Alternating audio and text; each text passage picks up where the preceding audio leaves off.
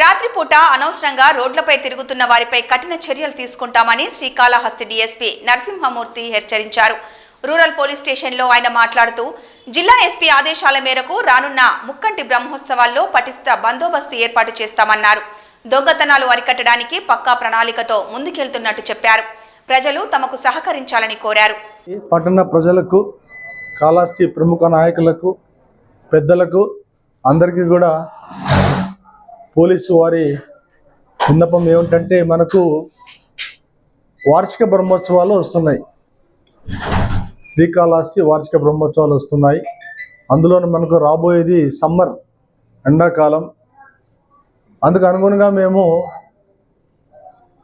నేరాలు నివారించడానికి, రాత్రిపూట దొంగతనాలు నివారించడానికి ఒక ప్రత్యేక ప్రణాళిక పెట్టుకొని పని చేయడం స్టార్ట్ చేశాం. అందులో భాగంగా రాత్రిపూట ప్రజలు అన్నెసరిగా మూవ్మెంట్ చేయకుండా ఉండాలి. ఎందుకంటే దొంగలు ఎవరో మంచి వాళ్ళు ఎవరో తెలియట్లేదు.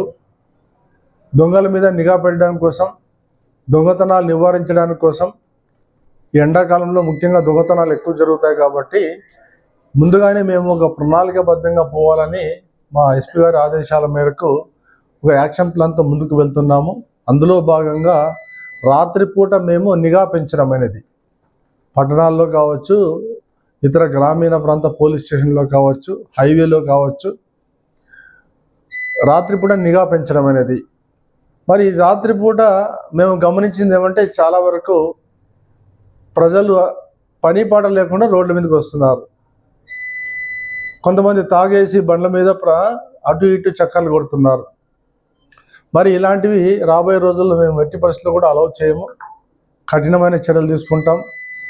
అందుకోసమనే ముందస్తుగా మీకు తెలియజేస్తున్నాం. మేము ఎక్కడ కూడా రాత్రిపూట మీరు దయచేసి అత్యవసరమైతే తప్ప మీరు బయట తిరగకండి. బండ్ల మీద చక్కర్లు కొట్టడము,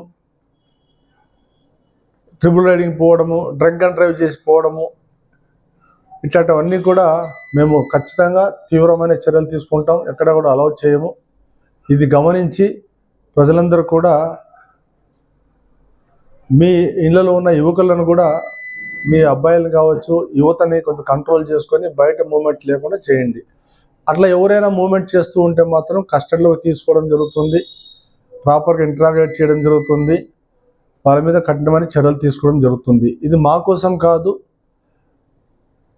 ప్రజలు శాంతియుతంగా రాత్రిపూట నివసించడానికి, శాంతియుతంగా వాళ్ళు ఉండడానికి, దొంగతనాలు జరగకుండా ఉండడానికి కోసమనే మేము యాక్షన్ ప్లాన్ పెట్టుకోవడం జరిగింది.